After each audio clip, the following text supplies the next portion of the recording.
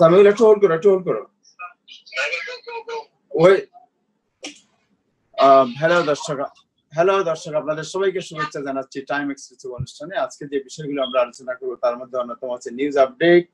আজকে আছে যে রিয়েল এস্টেট যে ব্যবসার উপর আমাদের আলোচনা, যে রিয়েল এস্টেটের আগামী ভবিষ্যৎ কি, রিয়েল এস্টেট ঘরবাড়ি আপনি কিনবেন, এই সময় ঘরবাড়ি কেনা উচিত কিনা, যদি কিনেন কিভাবে কিনবেন, এর টিপস কি হবে, এই বিষয়গুলো আমরা আলোচনা করব। করোনার আপডেট আমরা আলোচনা করব, নিউ ইয়র্কে করোনা সংক্রমণ আবার বাড়তে শুরু করেছে, এই বিষয়টি আমরা আলোচনা করব। আমরা আলোচনা করব ইমিগ্রেশনের আপডেট, বিকজ প্রেসিডেন্ট ট্রাম্প, যেটা গতকালকে আপনারা শুনেছেন যে তিনি ইমিগ্রেশন অলমোস্ট বন্ধ করে দেওয়ার একটু উদ্যোগ নিয়েছেন, এই বিষয়গুলো আমরা আলোচনা করব। আমাদের সাথে আজকে আছেন জনাব নাজমুল হাসান, সম্পাদকের সাথে পরিচয়।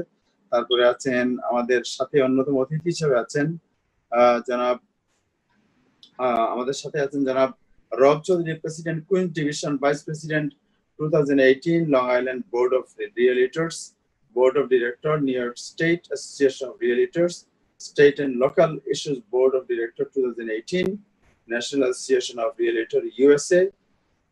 উনি represent 1.4 million members of nationwide. উনি আছেন আমাদের সাথে এবং আসেন অ্যাটর্নি শেখ সেলিম। আমাদের সাথে যুক্ত হবেন কিছুক্ষণ পরে ডক্টর উৎপল চৌধুরী। আশা করি তিনি হাসপাতালে কাজ করছেন, তিনি বলছেন একটু দেরি হবে তার যোগদান করতে। আপনাদের সবাইকে শুভেচ্ছা জানাচ্ছি। দর্শক আপনারা যারা টেলিভিশনে দেখছেন তাদের শুভেচ্ছা জানাচ্ছি, যারা ফেসবুকে দেখছেন তাদেরকে অনুরোধ করবো অনুষ্ঠানে শেয়ার করার জন্য। আমরা প্রথমেই অনুষ্ঠানের শুরুতে নিউজ আপডেট শুনবো জনাব নাজমুল হাসানের কাছ থেকে। জনাব নাজমুল হাসান, আপনাকে অনুষ্ঠানের শুভেচ্ছা জানাচ্ছি। আজকে নিউজ আপডেট প্লিজ। ধন্যবাদ তাহের এবং ধন্যবাদ আজকের প্যানেলিস্ট শেখ সেলিম ভাইকে, খুব উৎফুল্ল দেখাচ্ছে, যদিও ইমিগ্রেশন ভালো না। তো যাই হোক, মোটামুটি আমি খবরটা শুরু করি। আসলে সেটি হচ্ছে যে আজকের মেয়র কিন্তু কোনো সাংবাদিক সম্মেলন করেননি, উনি ছুটি নিয়েছেন আজকে, খুব সম্ভবত মনে হয় ওনার আজকে সারাদিনই কোনো অ্যাসাইনমেন্টের খবর আমরা পাইনি। তো যাই হোক, আজকে গভর্নর কুমো কিন্তু খুব একটি টুইট করেছেন এবং তিনি বলেছেন যে আমেরিকার জন্য সবচেয়ে যেদিন মানুষ বেশি আনন্দ ফুর্তি করে যে সেই হচ্ছে জুলাই 4th উইকেন্ড, আমেরিকার স্বাধীনতা দিবস, এবং স্বাধীনতা দিবসের কিছুক্ষণ পূর্বে আমরা এই অনুষ্ঠানটি করছি এবং সবাইকে যুক্তরাষ্ট্রের স্বাধীনতা দিবসের শুভেচ্ছা জানাচ্ছি। কিন্তু পাশাপাশি গভর্নর কুমো আজকে যেটি বলেছেন যে আমাদেরকে যথেষ্ট সতর্ক থাকতে হবে আগামী দিনগুলোতে, এবং এই জন্যে আগামী কয়েকটি দিন সবাই পার্টি মুডে থাকবে এবং এই পার্টি মুডটাই কিন্তু আমাদের জন্য খুব ক্ষতিকর। এবং তিনি উল্লেখ করেছেন, শুধু তিনি নয় আরো কয়েকটি স্টেটের গভর্নরও বলেছেন যে মেমোরিয়াল ডে উইকেন্ডে যা ঘটেছে, যার কারণে যুক্তরাষ্ট্রে করোনা ভাইরাস সংক্রমণ ব্যাপকভাবে বেড়ে গিয়েছিল, সেই ধরনের একটি অবস্থায় যাতে আমরা না পড়ি আবার এই জুলাই 4th উইকেন্ডে গিয়ে, সেই জন্য তিনি সতর্ক করেছেন। যদিও গভর্নর বলেছেন যে যুক্তরাষ্ট্রের যে কয়েকটি স্টেটে, সামান্য কয়েকটি স্টেটে এখন করোনা ভাইরাসকে সংক্রমণ ঠেকানো সম্ভব হয়েছে, করোনা ভাইরাসের সংক্রমণ অতটা বেশি নয়, তার মধ্যে নিউ ইয়র্ক একটি, এবং এর জন্য তিনি নিউ ইয়র্কবাসীর সংযমের প্রশংসা করেছেন এবং তিনি আশাবাদ ব্যক্ত করেছেন যে সবাই এই যে সংযমের পরিচয় দিয়েছে জুলাই 4th উইকেন্ডেও তারা সেটি দেবে এবং পার্টির ব্যাপারে তারা খুবই সতর্ক থাকবেন এবং যদি পার্টিতে যেতেও হয় সবাই মাস্ক ব্যবহার করবেন, অবশ্যই যতখানি সম্ভব সোশ্যাল ডিস্টেন্স মেনটেন করবেন এবং যদি পার্টিতে গিয়ে তারা অত্যধিক লোকের সামনে পড়েন নিজেকে বাঁচানোর জন্য কিছুটা সরিয়ে নিতে পারেন, আর সেটি খুব কাজে দেবে। এবং এর পাশাপাশি তিনি আজকে যে স্ট্যাটিস্টিকটা দিয়েছেন তার বক্তব্যের সমর্থনে, তাতে প্রতিদিনই তিনি টুইট করছেন, যেদিন সাংবাদিক সম্মেলন তিনি করেন না। আজকে তিনি যে টুইট করে যে তথ্যটি দিয়েছেন, হিসাবগুলো দিয়েছেন, সেটি আমি একটু বলে দিই আগে।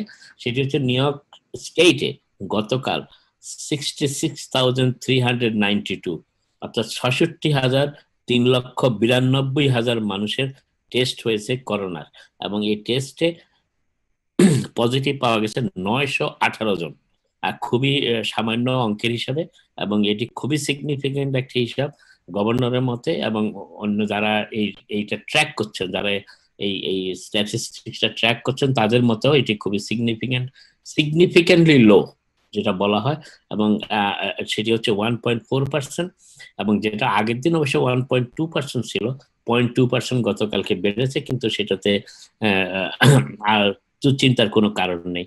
এবং গভর্নর হিসাব অনুযায়ী করোনা ভাইরাসে আক্রান্ত হয়ে সমগ্র নিউ ইয়র্ক স্টেটে গতকাল হাসপাতালে ছিলেন 957 জন।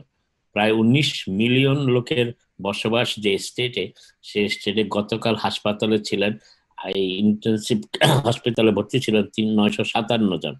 এবং গতকাল দুর্ভাগ্যজনকভাবে মৃত্যু হয়েছে 9 জনের, যেটি এর আগের দিন ছিল 10 জন। সেটিও আমাদের যে হিসাবে যেটাকে ধরা হয় বেঞ্চমার্ক, তার চাইতে অনেক কম।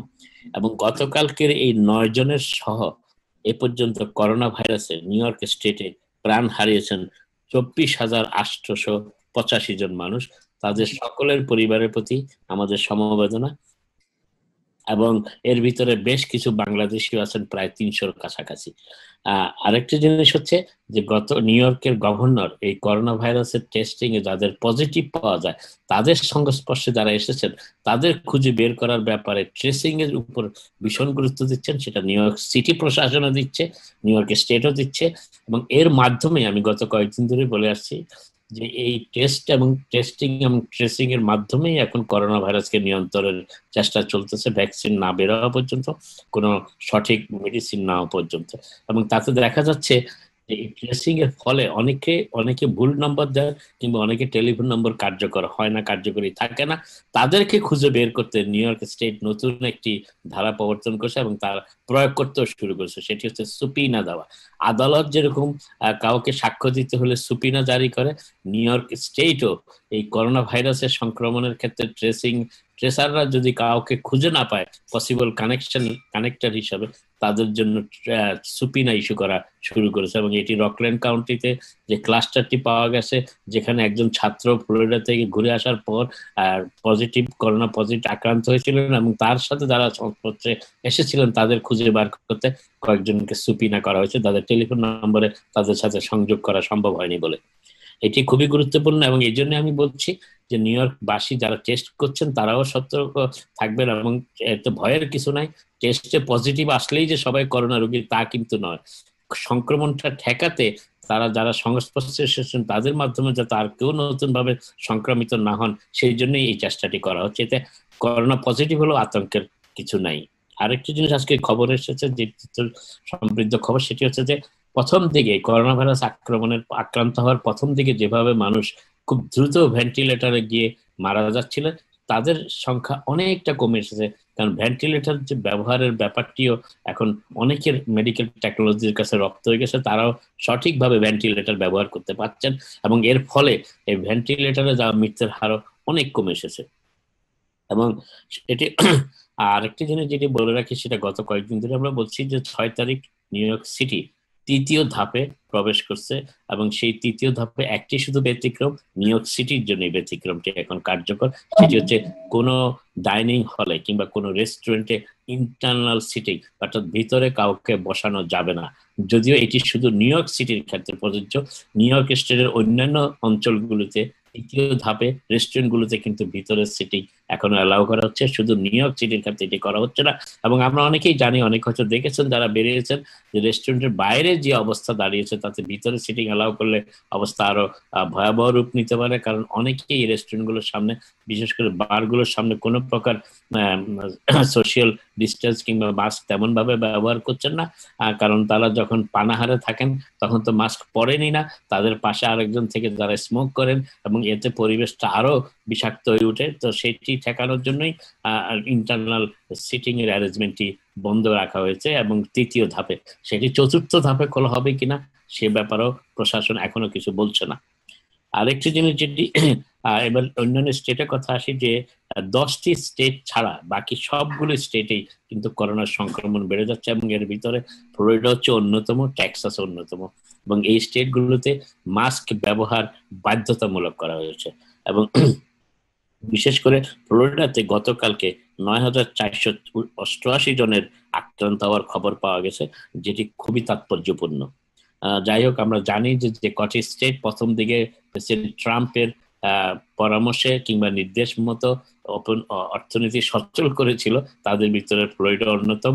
এবং কিছুদিনের ভিতরেই তারা তাদের সংক্রমণ বেড়ে যাওয়ায় অনেকগুলো অঞ্চলেই কিন্তু আবার লকডাউন জারি করা হয়েছে। তার ভিতরে মায়ামি অন্যতম ছিল, প্রথমে মায়ামি সেটি কাজটি করেছে।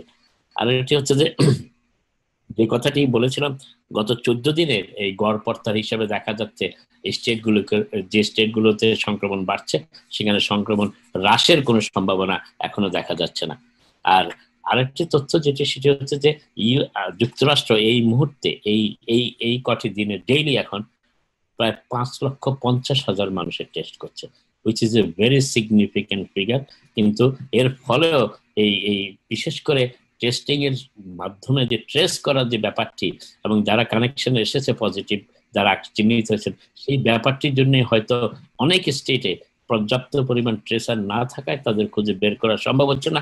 এর ফলে সংক্রমণও ঠেকানো সম্ভব হচ্ছে না, সংক্রমণ বেড়ে যাচ্ছে। এবং এর মাঝামাঝি আরেকটি খবর আজকে এসেছে, যেটি হোয়াইট হাউস থেকে এতদিন, বিশেষ করে প্রেসিডেন্ট ট্রাম্প যে বিষয়টাকে এতদিন উড়িয়ে দিতেন, যেটা কোনো ব্যাপারই না, আপনা আপনিতেই করোনা ভাইরাস থেমে যাবে কিংবা করোনা ভাইরাসের রোধ সম্ভব হবে, কিন্তু আজকে হোয়াইট হাউস আজকে একটি খবর এসেছে যেটি দেখা যাচ্ছে যে হোয়াইট হাউস আগামী দিন কয়েকের ভিতরেই স্বীকার করে নিতে যাচ্ছে যে করোনা ভাইরাসকে যুক্তরাষ্ট্রে ঠেকানো ঠিক এখন সম্ভব হচ্ছে না, এবং এটাকে কিভাবে ঠেকানো যায় এই বিষয়টি নিয়ে তারা স্বাস্থ্য বিশেষজ্ঞদের সাথে কিভাবে আলোচনা করা যায় সে ব্যাপারে তারা কথা বলবেন। এবং এটাতেই মনে হচ্ছে যে এই প্রথম হোয়াইট হাউস স্বীকার করতে যাচ্ছে যে যুক্তরাষ্ট্রে করোনা ভাইরাসের আক্রমণ বেড়েই চলেছে এবং এটা ঠেকানো সম্ভব হচ্ছে না। তবে প্রেসিডেন্ট যদি শেষ পর্যন্ত এটাতে সম্মত না হন তাহলে কিভাবে এটা মোকাবিলা করা হবে সেটাও অনেকের চিন্তা ভাবনায় চলে এসেছে। তার কারণ এই বিষয়টা যতটা মেডিকেল, যতটা স্বাস্থ্যগত, তার চেয়ে বেশি প্রেসিডেন্ট ট্রাম্পের কিছু আচরণ এটি রাজনৈতিক বিষয় হিসেবে দাঁড়িয়ে গেছে এবং সেখানেই অনেকের আপত্তি এবং অনেকের আশঙ্কা। যাই হোক, আরেকটি জিনিস করোনা ভাইরাসের ক্ষেত্রে যেটা বলতে চাচ্ছিলাম, স্টিমুলাস প্যাকেজের ব্যাপারে আরো একটি স্টিমুলাস চেক পাওয়া যাবে কিনা। এতদিন আমরা যে ধারণাটা দিচ্ছিলাম যেখানে প্রেসিডেন্ট ট্রাম্পও রাজি, কিন্তু আজকে একজন রিপাবলিকান সিনেটর, যিনি বেশ প্রভাবশালী সিনেটর, তিনি এই বিষয়টা ঠিক সমর্থন দেওয়া থেকে বিরত রয়েছেন। তিনি বলেছেন যে এইভাবে যদি আরো একটি স্টিমুলাস চেক দেওয়া হয় তাহলে আমেরিকার ঋণ আরো বেড়ে যাবে এবং এটি অর্থনীতির জন্য ঠিক সঙ্গত হবে কিনা তার সন্দেহ আছে। যদিও সিনেট রিপাবলিকান দলের নেতা মিচ ম্যাককনেল, যার হাতের উপরে নির্ভর করছে, যার ভূমিকার উপর নির্ভর করছে যে প্রেসিডেন্ট ট্রাম্প রাজি হলেও সিনেট মেজরিটি যদি রাজি না হয় তাহলে আরেকটি স্টিমুলাস চেক পাওয়া মুশকিল হবে। তবে প্রেসিডেন্ট কতখানি তার দলের লোকদের সম্মত করাতে সক্ষম হবেন সেটিও এখন দেখার বিষয়। কারণ প্রেসিডেন্ট হয়তো চাইবেন যে এটি রাজনৈতিকভাবে তার জন্য ফায়দা হতে পারে, সেই জন্য আরেকটি স্টিমুলাস চেক তিনি হয়তো দেওয়ার জন্য চাপ দেবেন কিনা সেটি আগামী দিনগুলোতে আমাদের অপেক্ষা করতে হবে। এবং জুলাইয়ের 15 তারিখের দিকে আরেকটি সিনেটের সেশন শুরু হবে বলে মিচ ম্যাককনেল কিছুদিন আগে জানিয়েছিলেন। আরেকটি কথা হচ্ছে যে যুক্তরাষ্ট্রের জন্য নাগরিকদের জন্য তো ইউরোপের ভ্রমণ ইতিমধ্যেই নিষিদ্ধ করা হয়েছে। এখন আজকে মেক্সিকো যুক্তরাষ্ট্রের নাগরিকরা যাতে এই মেক্সিকোতে প্রবেশ করতে না পারে ছুটি কাটাতে, এই বিশেষ করে 4th of July উইকেন্ডে, সেখানে মেক্সিকো তাদের বর্ডার যুক্তরাষ্ট্রের সাথে বন্ধ করে দিয়েছে এবং এটি খুবই উদ্বেগজনক যুক্তরাষ্ট্রের অনেক ট্রাভেল প্ল্যানারদের জন্য। কারণ অনেকেই মেক্সিকো সাধারণত এই সময়টাতে মেক্সিকোতে বেড়াতে যান, কারণ এটা খুব আবহাওয়া উপযোগী বেড়ানোর জন্য। আর মেক্সিকো সেটি বন্ধ করে দিয়েছে জুলাই 4th উইকেন্ডে। এবার বাংলাদেশের ব্যাপারে একটু আসি। সেই খবরটি হচ্ছে যে বাংলাদেশে আক্রান্তের সংখ্যা হচ্ছে 1,56,691 জন গতকাল হিসাবে, সরকারি হিসাব কিন্তু এটি, এবং এই পর্যন্ত প্রায় 68,000 মানুষ সেরে উঠেছেন এবং তুলনামূলকভাবে বাংলাদেশে মৃত্যুর হার খুবই কম, 1,936 জন। আর শেষ করার আগে আরেকটি কথা বলি, স্টিমুলাস চেক আর প্যান্ডেমিকের যে $600 কথা বলা হচ্ছে, আমরা পেয়ে আসি যত 16 সপ্তাহ ধরে যেটি পাওয়ার কথা, আর সেটি জুলাই 26 তারিখে বন্ধ হয়ে যাচ্ছে। কিন্তু আনএমপ্লয়মেন্ট 39 সপ্তাহ ধরে চালু থাকবে। আর আপাতত এই মোটামুটি, পরবর্তীতে আবার কথা হবে।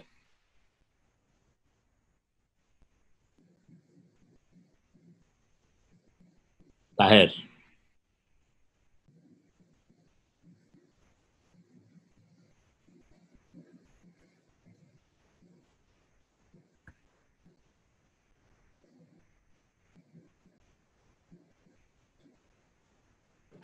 জনাব রব চৌধুরী, আপনার সাউন্ডটি মিউট করা আছে, একটু আনমিউট করুন প্লিজ। জনাব রব চৌধুরী, আপনি শুনতে পাচ্ছেন? আপনার আপনার সাউন্ডটি আনমিউট করেন। আপনার সাউন্ড মিউট করা আছে রব চৌধুরী।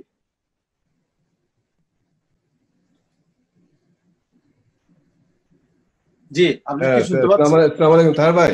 আসসালামু জি, শুনতে পাচ্ছি। ভালো আছেন? জি জি, thank you so much.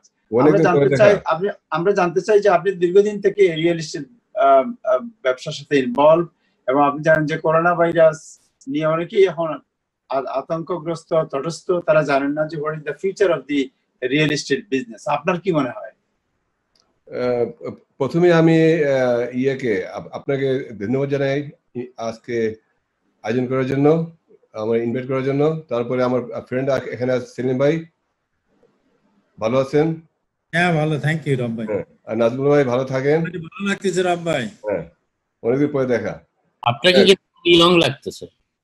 Thank you thank you thank you. আপনাকে খুব ইয়ং লাগতেছে, ইভেন ইয়ং লাগতেছে। Thank you. Good evening, happy independence day সবাইকে। আর আমরা we are going to tough time in our life, এবং আমরা এই পর্যন্ত আজকে অনেক লাইফ লস করছি আমেরিকা বুকে। মনে করেন যে 132,000 life in loss in America, এবং more than 500,000 life loss in whole world. And Nazmul bhai, thank you for giving us update with all the information. এই যে এখন বর্তমানে যে অবস্থা, এই অবস্থার মধ্যে আমি সবাইকে এটাই বলবো যে বর্তমানে একটু সবাই একটু মানে খামডাউন থাকার জন্য। হ্যাঁ, এখন যেহেতু এই পর্যায়ে প্যান্ডামিক, কোভিড-19, এই সময়টা কিন্তু টাফ টাইম, এবং এই রিয়েল এস্টেটের ব্যাপারটা হলো একটা অন্য জিনিস আছে, অন্য জগৎ। এইটা জগৎটা হলে এই মনে করেন রিয়েল এস্টেটটা হলো time, right time wrong time ব্যাপার না। Right time wrong time is not fact. ম্যাটারটা হলো আপনার প্রয়োজন কি। আপনার আজকে অনেকে আছে বাড়ি কেনার তো ইমিডিয়েট দরকার, অনেকে আছে মনে করেন পরে কিনলে চলবে, ওইটাও ডিপেন্ড করে তার কি মানে ওনার কি প্রয়োজন। আবার আরেকটা জিনিস আছে এর মধ্যে আছে যে মনে করেন যে লোকেশনটা অলওয়েজ ব্যাপার, অলওয়েজ ফ্যাক্টর, লোকেশনটা ফ্যাক্টর সব সময়। কিন্তু আপনি মনে রাখতে হবে যে right location always great to have, আবার ডিপেন্ড করে আপনার অলওয়েজ সিচুয়েশনের উপরে। হ্যাঁ, আর আমি বলবো না যে সবাই মানে এখন আউট হয়ে যান, কিনবেন না কিনবেন, কিন্তু আপনারা যার প্রয়োজন অনুযায়ী যার যতটুকু মানে করার করেন, এই ওকে। কারণ বর্তমানে যে সিচুয়েশন দাঁড়িয়েছে, একটা জিনিস মনে রাখতে হবে, যেহেতু ইন্টারেস্ট রেট বর্তমান লো আছে, ইন্টারেস্ট লোয়েস্ট এভার, মনে করেন below 3% first time home buyer, one family also.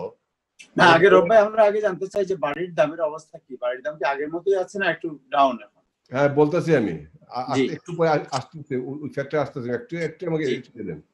হ্যাঁ, মনে করেন যে পিপল আর বর্তমানে যে মনে করেন যে people are getting help from the federal government, getting the money, everything else, right? তো এইটাতে অনেক ফ্যাক্টর আছে বাড়ি কিনার বেচার মধ্যে। অনেক বাইরে আছে মনে করেন বাড়ি কিনতে পারতেছে না, বিদায় মনে করেন যে কারেন্ট হইলে অনেকে কোয়ালিফাই হচ্ছে না, যেহেতু ফেডারেল থেকে হেল্প পাইতেছে, জব হারাইছে, জব না থাকাতে ইনকাম কমে গেছে, তাই না? এখন বাড়ির দাম কিন্তু এখন স্টেবল বলা যায়, বর্তমানে স্টেবল বলা যায়, কিন্তু সমস্যাটা হলো এখানে স্টেবল কতদিন থাকবে ডিপেন্ড করবে পলিটিক্যাল সিচুয়েশনের উপর। অলসো পলিটিক্যালি মনে করেন যে বর্তমানে যে একটা অবস্থা, election in front of us, তাই না? ইলেকশন সামনে, ইলেকশন রেজাল্ট কি হবে কে জানে, হু নোজ। মনে করেন যে যদি ইলেকশন যদি রিপাবলিকান অলওয়েজ প্রো বিজনেস, যদি প্রো বিজনেস রিপাবলিকান হয়ে থাকে, তাহলে বর্তমানে যে মানে যদি আবার ইলেকশন যদি দেখা যায় ট্রাম্প উইন করে, তাহলে দেখা যাবে আপনার মনে করেন রিয়েল এস্টেট মার্কেট আবার ভালোর দিকে যাবে। ডেমোক্রেট আসতে পারে, we don't know what can happen, কারণ ডেমোক্রেট আসতে পারে আবার নতুন সিস্টেম, নতুন অনেক করবে ওরা, we don't know. Fact is this, সবকিছু ডিপেন্ড করে এটার মধ্যে কিভাবে কি হবে, আগে কি হবে, বুঝছেন? ওইটাই। ওকে, বলুন আগে। হ্যাঁ জি, সো আপনার এখন এই মুহূর্তে যারা বাড়ি কিনতে চান বা বাড়ি কেনার চিন্তা করছেন, তাদের ব্যাপারে আপনার পরামর্শ কি হবে? এটা কি সঠিক সময় না ব্যাঠিক সময়? এটা কি মানে এটা কি লাভ হবে এতে না লস হবে? আপনি কি মনে করেন? এটা আমি ব্যাক টু আমি সেম আমি আনসার আসতেছি যে মনে করেন যে কার কি নিড আছে না নিডের ডিপেন্ড করবে যদি নিড থাকে বাড়ি কিনার নিড আছে এখনই নিড আছে তাহলে সে বাড়ি কিনবে নিড না থাকে তাহলে হয়তো ওয়েট করতে পারবে দেখতে পারবে কি হইতেছে আগামী তাই না ওইটা হইতে পারে কিন্তু যদি নিড থাকে we have to buy the house now they buy কিন্তু আমাদের 1.4 million realtors 1.4 million realtors are actively working. ওরা কিন্তু try to help public to achieve their goal. So they're trying to work hard. Okay? কিন্তু হচ্ছে কি জিনিসটা যে তারপর লোকেশন ডিপেন্ড করবে ওদের নিড ডিপেন্ড করবে নিড না থাকলে হয়তো ওয়েট করতে পারবে নিড থাকলে কিনতে হবে স্যার আপনার নিয়ার সিটিতে আপনি মনে করেন যে এই সময় যদি কেউ বাড়ি কিনতে চায় তা আপনার সাজেশন কি হবে কোন এলাকা হবে রিজনেবল প্রাইস এন্ড লোকেশনে ভালো এই যে নিউ ইয়র্ক সিটিতে বলো লোকেশন আমি রিয়েল এস্টেট বলে তিনটা লোকেশন অলরেডি ডিপেন্ড করবে আবার আরেকটা ফ্যাক্টর ডিপেন্ড করবে এর সাথে আপনার এই যে মানে ট্রান্সপোর্টেশনের অবস্থা কি আছে হ্যাঁ তারপরে আপনার ইয়ের অবস্থা কি আছে মানে কনভিনিয়েন্ট কি আছে ওদের হ্যাঁ ওই সব ডিপেন্ড করবে তারপর আরো কিছু আছে এখানে আছে ডিপেন্ড করবে আবার বর্তমানে যে পুলিশের যে বর্তমানে যে ইস্যু যেটা নিউ ইয়র্ক সিটিতে ফর ইনফরমেশন নিউ ইয়র্ক সিটিতে budget cut $1 million for police department like more than almost 1,200 police officers going to cut so this is going to have a big impact in the real estate market and public safety এটা কিন্তু একটা issue সামনে আসতেছে তো সব কিছু issue বিবেচনা করেই যে নাকি পারচেজ করবে ওদের সেল করবে তাই এটা মানে হিসাব নিকাশ নিজে করতে হবে আমি কোনো আপনার পার্টিকুলারলি কোনো আপনাকে ডাইরেক্ট কিছু বলবো না কারণ ওইটা বলা আমার ঠিক হবে না বুঝলেন কিন্তু এটা ডিপেন্ড করবে প্রত্যেকটা মানে ইন্ডিভিজুয়াল ওরা কি মানে আইডিয়া আমি আপনাকে গাইড দিতে পারবো কি হবে না হবে কিন্তু আমি আপনাকে বলবো না কি ওরা করবে না করবে বুঝছেন জিনিসটা ওকে সো এখন ইন্টারেস্ট রেট এবং ইনভেস্টমেন্ট এটাকে আপনি কিভাবে দেখছেন interest rate when it's low the price usually go higher because of the affordability okay people have to afford to keep their house right the interest if the interest rate goes up house price should come down normal sense but right now we're in pandemic and because of COVID-19 everything is changing so we don't know what's going to happen and after stimulus package everything's over Nazmul already said we already know after this month after July people are not getting their $600 whatever they're getting a week so that's going to stop once they stop then the reality is a lot of people are going to lose their job left and right okay so everything's going to depend so I cannot give you exactly what they do but one thing I know our National Association of Realtors that we have chief economist Lawrence he said that commercial division and commercial division will have big impact in commercial division so that we know is coming but residential wise has to be consumer has to do their research and only thing I can give them guidelines what they have to do so they have to research themselves but I'll give you some information that's why I'm just to help them give them some information what to look for জি বলেন হ্যাঁ everything factors in first of all is this election upcoming election who's going to win the election there's a big impact so think about it and that's we move forward বুঝছেন আপনি কি মনে করেন ডেমোক্রেটরা আসলে বাড়ির দাম কমতে পারে যদি ডেমোক্রেট আমি এটা বলতে চাই আপনাকে যদি ডেমোক্রেট যদি আসে জি তাহলে ইমপ্যাক্ট হবে আচ্ছা ইমপ্যাক্ট হবে অবশ্যই ইমপ্যাক্ট হবে কিন্তু ইমপ্যাক্ট হবে তখন আপনারা হয়তো ভাববেন আমি কি বললাম ইমপ্যাক্ট ভালো একটা ইমপ্যাক্ট হবে কিন্তু কতটুকু হবে এটা দেখা যাবে আসার পরে এটা টু আর্লি টু সে বুঝলেন ওকে, সো যারা বাড়ি, আপনাকে লাস্ট প্রশ্ন করতে, যারা বাড়ি কিনতে চায় এই মুহূর্তে, বাড়ি বাজার মানে বাজারের মধ্যে হাঁটছেন বাড়ি কেনার জন্য, তাদের প্রতি আপনার উপদেশ কি হবে? কি কি জিনিস বিবেচনা রাখা উচিত বাড়ি কেনার আগে? আবার একটা বলবো, যদি উনারা মানে বাড়ি কিনতেই হয়, ওদের নিড যদি থাকে বাড়ি কিনা এখনই, দেন তারা they should look for it. আর যদি মানে নিড না থাকে, if they can wait couple of month. আপনি কি মনে করেন যে বাড়ির দাম আরো কমার সম্ভাবনা আছে? বাড়ি কমার সম্ভাবনা? জি, ওই তো বললাম ইলেকশন ডিপেন্ড করবে।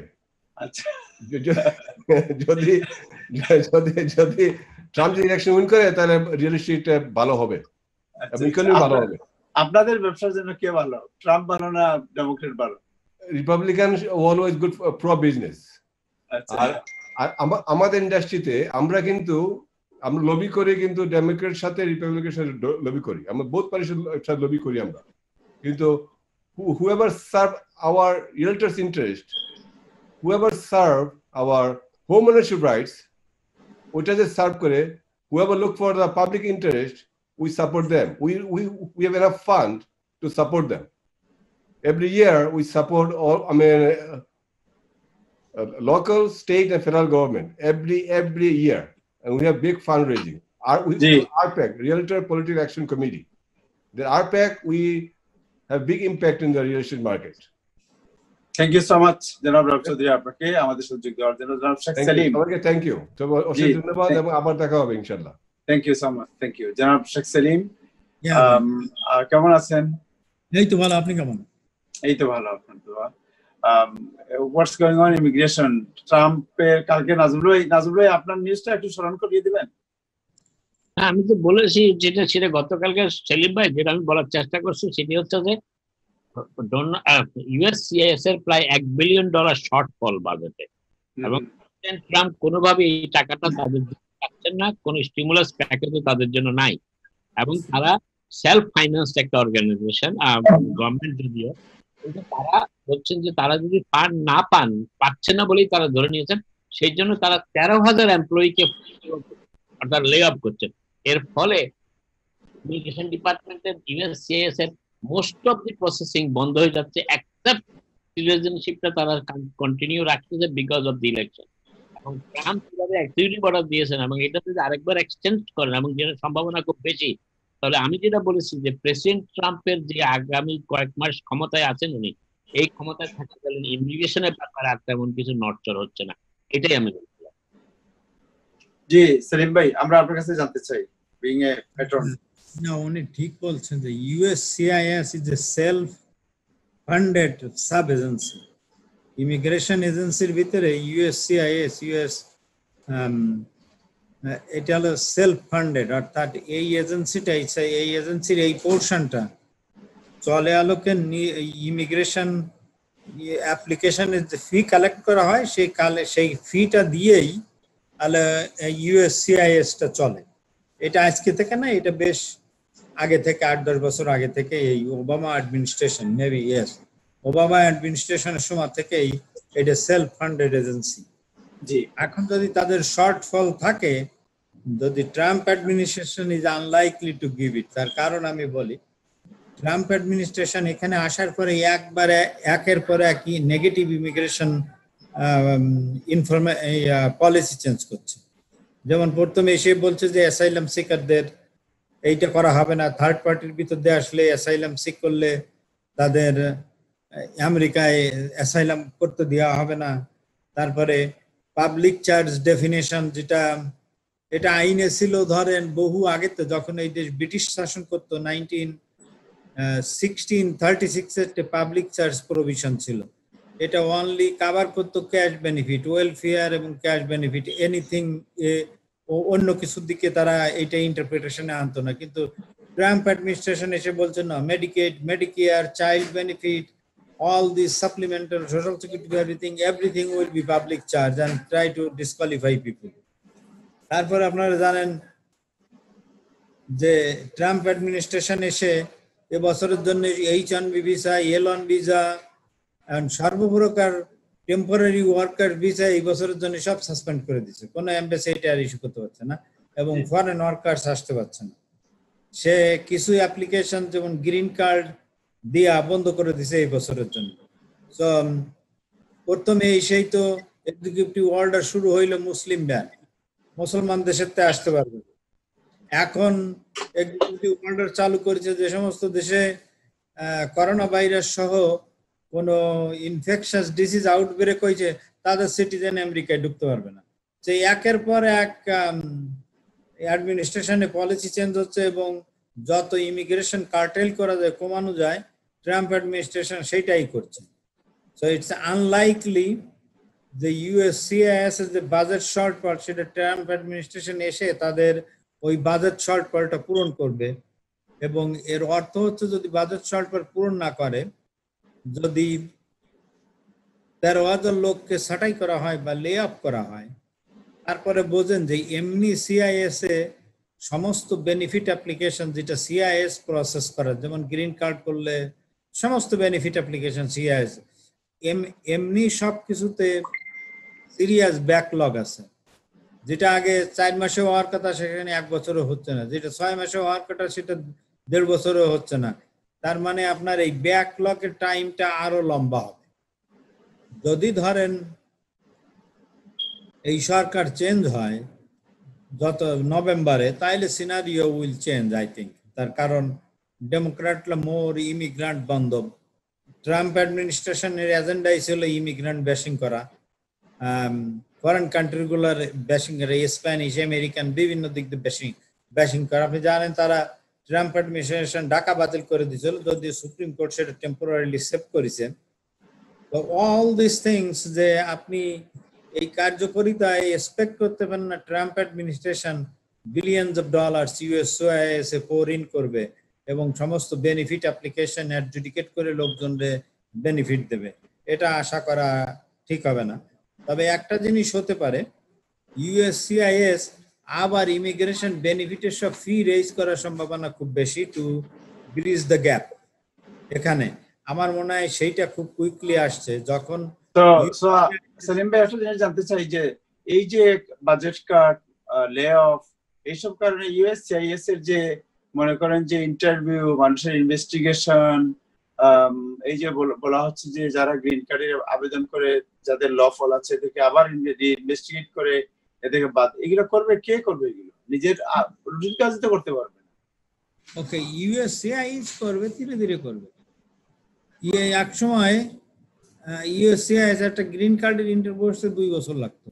আমরা অনেক সময় ইমিগ্রেশন ফোর্স করার জন্য ইউএস ডিস্ট্রিক্ট কোর্টে ম্যান্ডেমাস রিড করতাম, কেস করতাম। অনেক সময় আমার এক কেসে এক অফিসারের ওই জাজ শিফটান ইস্টার্ন ডিস্ট্রিক্ট কোর্টে ডেকে পাঠালো যে আসো, এদিকে আসো, ডিস্ট্রিক্ট ডাইরেক্টর।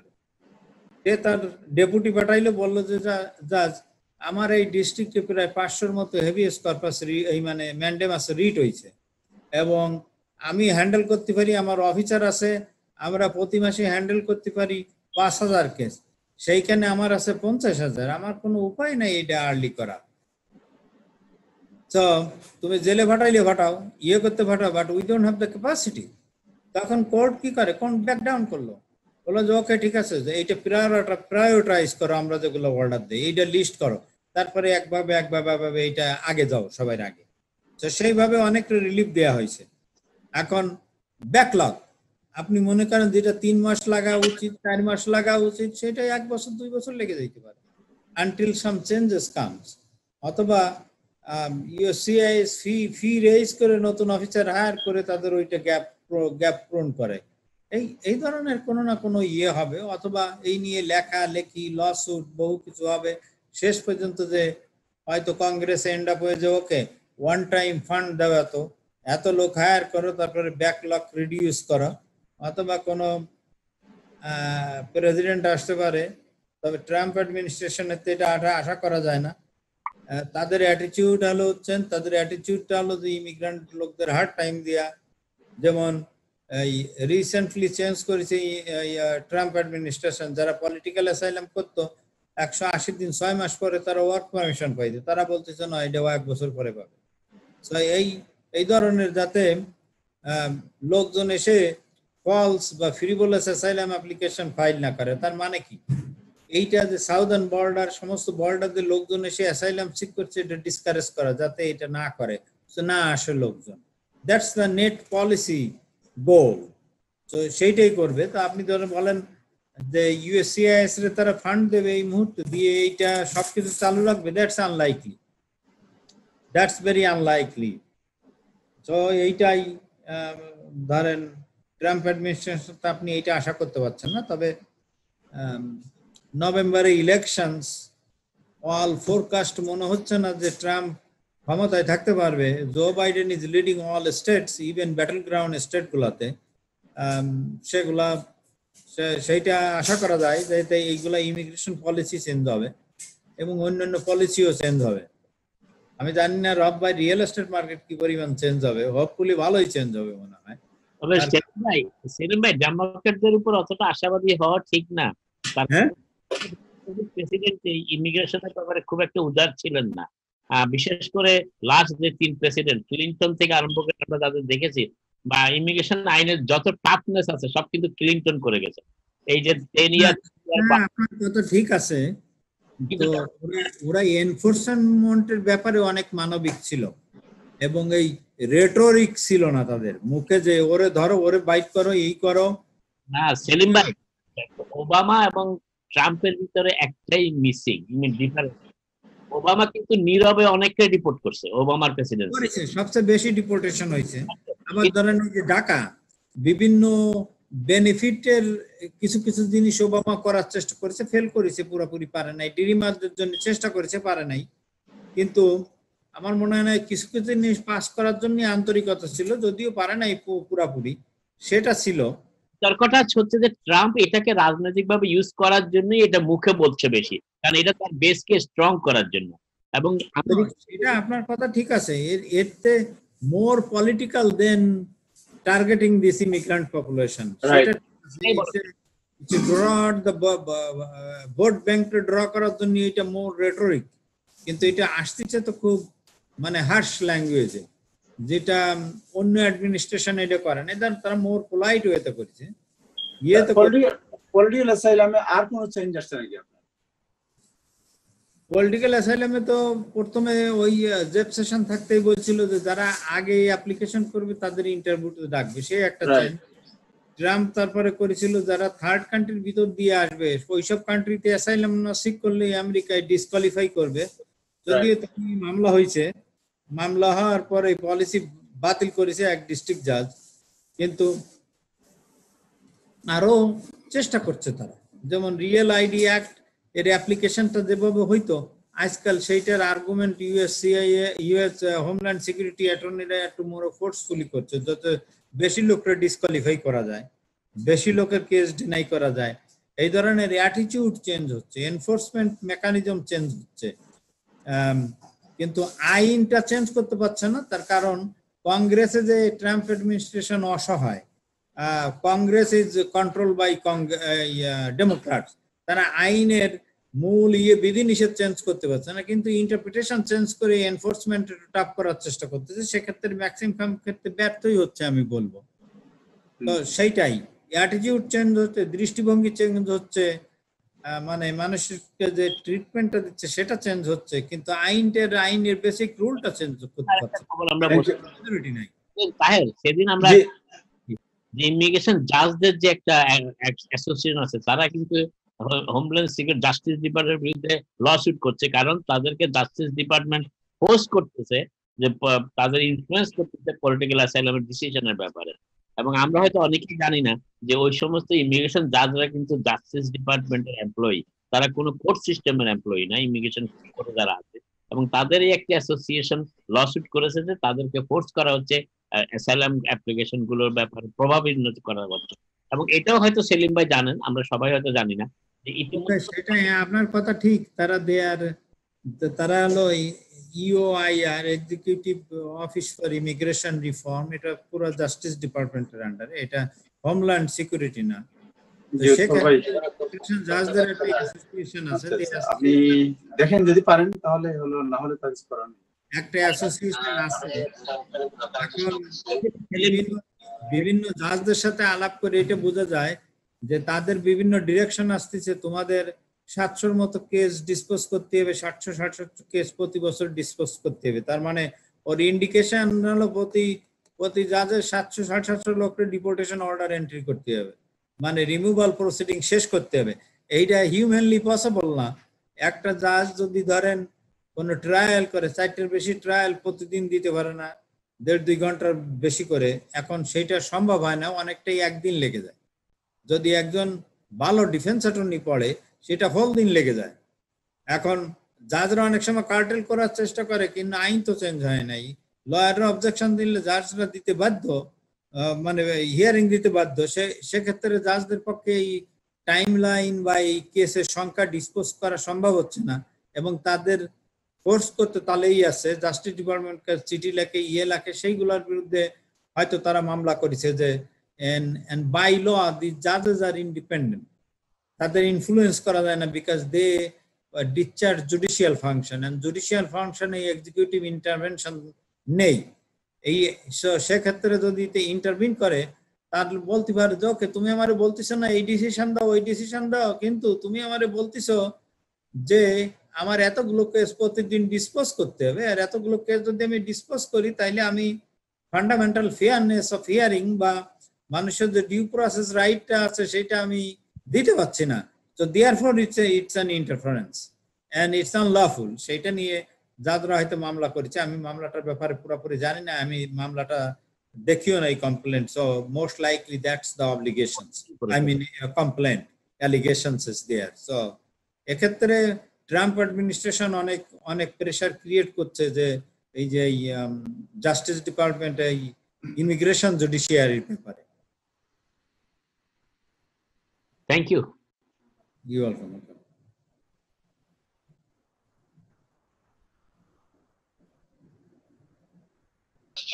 নাজমুল ভাই, আপনি যে স্কুল খুলবে যে বিষয়ে কিছু বলবেন, স্কুল কবে খুলবে, স্কুল কি হবে না হবে? কালকে বলেছি সেপ্টেম্বরে মেয়র ঘোষণা দিয়েছেন, এই ব্যাপারটা একটু ক্লিয়ার করি। সেপ্টেম্বরে মেয়র ঘোষণা দিয়েছেন গতকালকে সাংবাদিক সম্মেলনে। মেয়রের ঘোষণার কিছুক্ষণ পরেই গভর্নর অফিস থেকে বলা হয়েছে না, এইভাবে উনি খুলতে পারেন না, এটা অনেকগুলো ফ্যাক্টর এখানে কাজ করে এবং সেপ্টেম্বর অনেক দূরে আছে। তবে মেয়র যে জন্য বলেছেন যে তিনি প্রস্তুতিমূলক হিসাবে এটা বলেছেন, কিন্তু দেখা যাচ্ছে যে ইমার্জেন্সি সিচুয়েশনে গভর্নরের ডিসিশন ইজ ফাইনাল, এবং আমরা সেপ্টেম্বরের কিছুদিন আগে এটা বুঝতে পারবো আসলে কবে খুলছে। আরেকটি ব্যাপার অনেকে প্রশ্ন করেছেন, $420 যে ফুড ক্রেডিট তারা তাদের সন্তানদের পাওয়ার ব্যাপারটি, এই ব্যাপারটা আমি একটু ক্লিয়ার করি। এটি হচ্ছে রেগুলেটরি একটা ডিসিশন ছিল, এই ডিসিশনটা ইমপ্লিমেন্ট করার দায়িত্ব new York city board of এডুকেশনের। এবং বোর্ড অফ এডুকেশন প্রথম দিকে বলেছিল যে তারা ভাউচার পাঠাবে, বিশেষ করে যারা ফুড স্ট্যাম্প পায় সেই ধরনের ভাউচারে তারা অ্যাড করে দিবে ক্রেডিটটা $420। এখনো সেই প্রসেসটা শুরু হয়নি, তবে এটা নিশ্চিত যে সবাই যাদের স্কুল গোয়িং স্টুডেন্ট আছে, ছেলে মেয়ে সন্তান আছে, তারা এই $420 ফুড ক্রেডিট হিসাবে পাবেন, অবশ্যই পাবেন, একটু অপেক্ষা করতে হবে।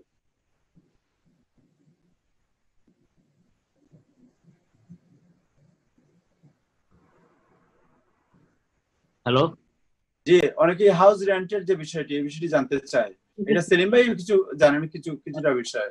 গতকাল জাকিরও বলেছে, আমরা প্রতিদিনে বলে আসছি হাউস রেন্টের ব্যাপারে এখনো পর্যন্ত স্টেট থেকে কোনো অ্যাপ্লিকেশন প্রসেস অনলাইনে দেওয়া হয়নি, কিন্তু বলা হচ্ছে যে এটা একটু ডিলে হচ্ছে। কেন এরকম ডিলে হচ্ছে সেটাও বলা মুশকিল, তবে যেটুকু আমি জানি, আমরা গতকালকে জাকির বলেছেন, আমিও অনেকবার বলেছি এটা, যে বাংলাদেশিদের অনেকেই এই রেন্ট রিলিফ বিলে কোয়ালিফাই করবেন না। তার কারণটা হচ্ছে রেন্ট রিলিফ বিলের প্রথম শর্তটাই হচ্ছে আপনাকে ইনকাম লস হতে হবে।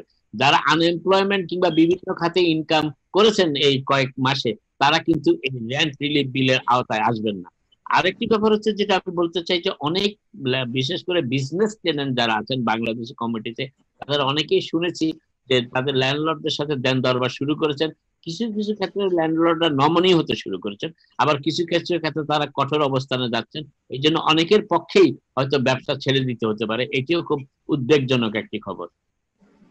জনাব শেখ সেলিম, আপনি কি মনে করেন ল্যান্ডলর্ড রেন্ট এই বিষয়ে আপনার আইডিয়া কি? এটা শোনেন, কোথাও কোনো রেন্টকে মওকুফ করা হয় না। Rent is due. যে $100 মিলিয়ন ভাউচারের কথা বলা হয়েছে, যেটা সেকশন 8 এর মাধ্যমে দেওয়া হবে, সেটা টেনান্টের অ্যাপ্লাই করতে হবে।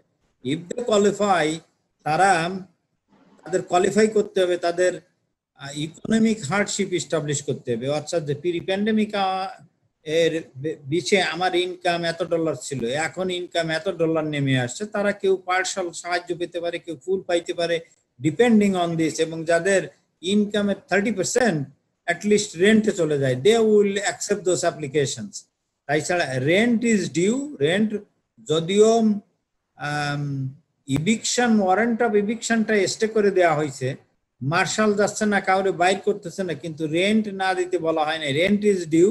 কিছুদিন এর পরে যখন হাউজিং কোর্টগুলো অলরেডি কেস নিয়ে শুরু করেছে, হিয়ারিংও শুরু করেছে, কিন্তু সব একসঙ্গে জাজমেন্ট হবে যে টাকা দাও। হয়তো ওয়ারেন্ট অফ ইভিকশনটা স্টে থাকতে পারে কিছুদিনের জন্য, কিন্তু তারপরে এক সময় ওয়ারেন্ট অফ ইভিকশনটাও কোর্ট ইস্যু করে দেবে এবং মার্শাল ইভিকশন করবে, এবং তাদের ঘাড়ে এই জাজমেন্টটা পড়বে রেন্টের। তো রেন্ট যারা দিতে পারে তাদের রেন্ট দিয়ে দেওয়া উচিত, তার কারণ কোনো আইন নাই রেন্ট মওকুফ করা হয়েছে বা রেন্ট ফরগিভ করা হয়েছে। Rent is ultimately due. এবং আমরা টোটালি এগ্রি উইথ ইউ তার ভাই। জি জি, টোটালি এগ্রি উইথ সেলিম ভাই যা বলছেন এই মাত্র। আমাদের অ্যাসোসিয়েশন থেকে আমরা এগুলো নিয়ে অনেক কোশ্চেন ফেস করছি, আমাদের অনেকগুলো কোশ্চেন এই ধরনের কোশ্চেন আসছে টেনেন্ট পক্ষ থেকে, যে বলতেছে যে রেন্ট দেওয়া লাগবে না। এই যে 100 মিলিয়ন কথা বললেন যে সেলিম ভাই, $100 million for all new York state. New York স্টেটের মনে করেন টেনেন্ট আছে প্রচুর, যদি 1 মিলিয়ন টেনেন্ট যদি ডিফল্ট হয়, তাহলে $100 million per tenant maybe $100 is nothing. Rent যে জিনিসটা প্রত্যেকটা টেনেন্টের দায়িত্ব রেন্ট পে করা, যদি পে না করে আগামীতে কিন্তু এভিকশন হবে, ক্রেডিট খারাপ হবে, ক্রেডিট রিপোর্ট খারাপ হবে, বাড়ি কিনতে পারবে না, এটা অনেক ঝামেলা হবে, বুঝছেন? ওইটা একটা very important thing. Thank you জনাব নাজমুল হাসান।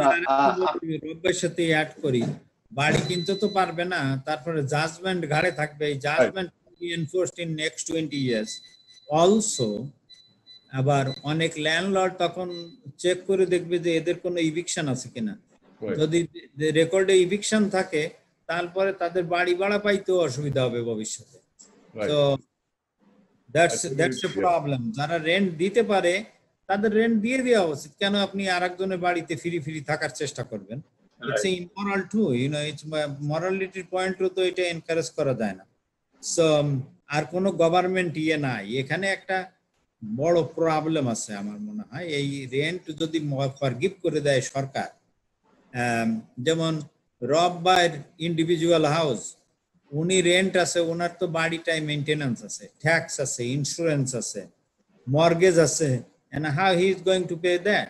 And ওনার রেন্ট পাওয়ার অধিকারটা under individual contract, under individual rent আর ইন্ডিভিজুয়াল লিজ, এইটা সরকার মওকুফ করে, this right is already vested.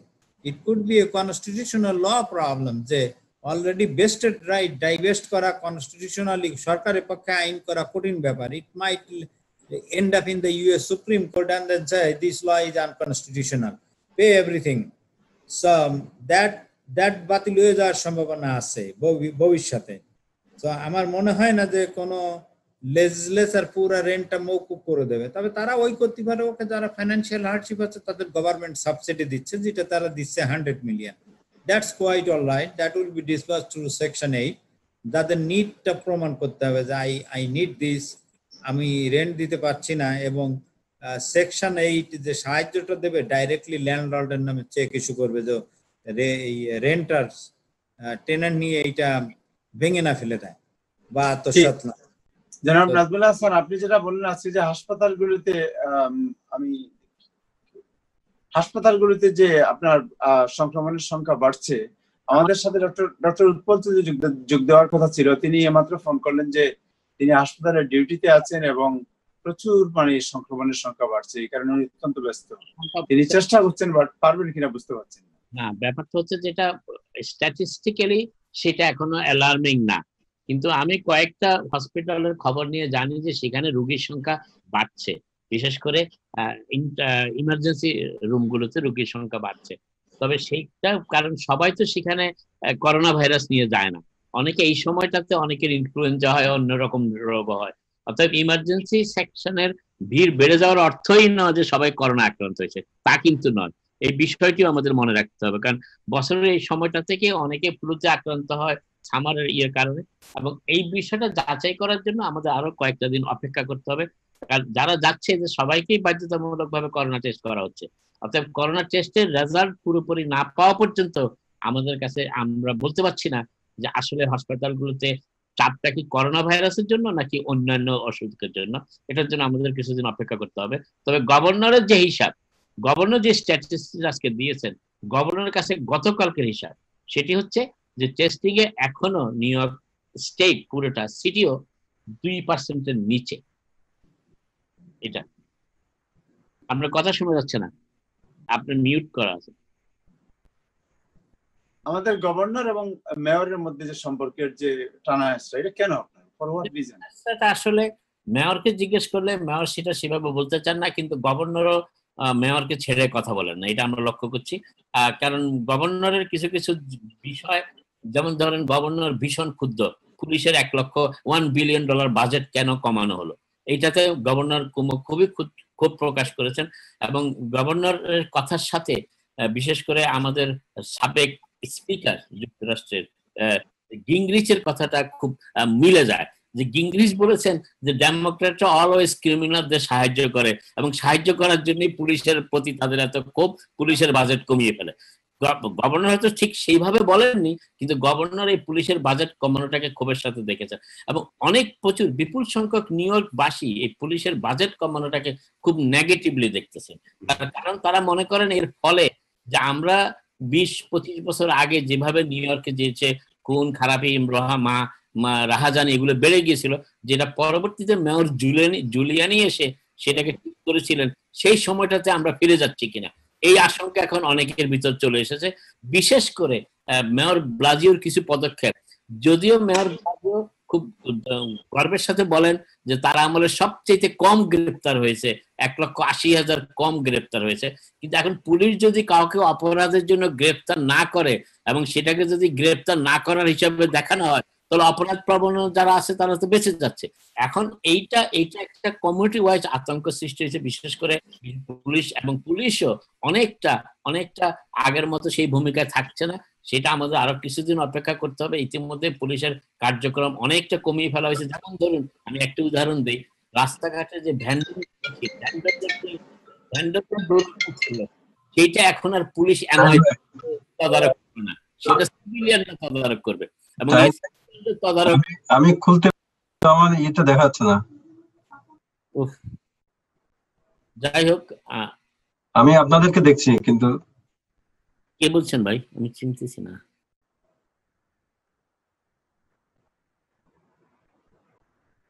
Hello,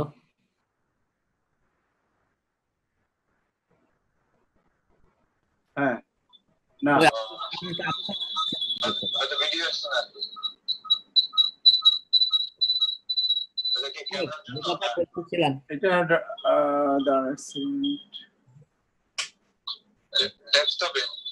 না রেস্টোরেন্ট হবে না, বাদ দেন তাহলে আজকে। হ্যাঁ, এটা হবে না। আচ্ছা, আমি যে কথাটা বলছিলাম একটু আগে, রব ভাই বাড়ি কেনা বেচার বাড়ির দামের উপরে এই এলাকা ভিত্তিক শান্তি শৃঙ্খলার কথাটা বলেছিলেন। এবং যখনই কোনো এলাকায় শান্তি শৃঙ্খলার অবনতি হবে, এবং এটা অনেক সময় আমরা জানি, রব ভাই হয়তো জানেন যে অনেক সময় কিছু কিছু এলাকা, আপনাকে আমার কথা শুনতে পাচ্ছেন?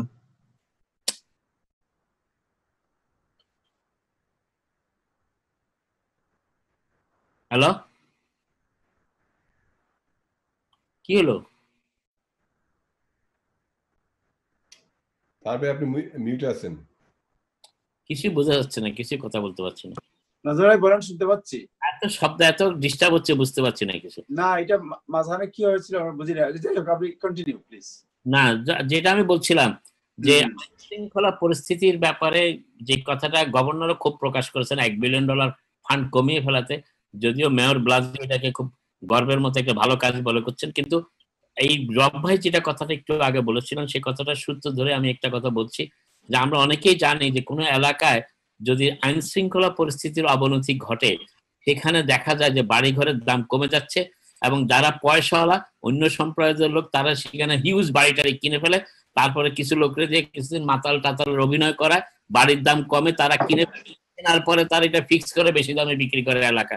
এটা আমরা নিউ ইয়র্কের বেশ কয়েকটি এলাকার নাম আমি বলতে পারবো, বুশুইক বলতে পারবো, তারপরে আপনার আরো কয়েকটি এলাকা আছে, বাকলে স্টেডিয়ামের আশেপাশে যে এলাকাগুলো।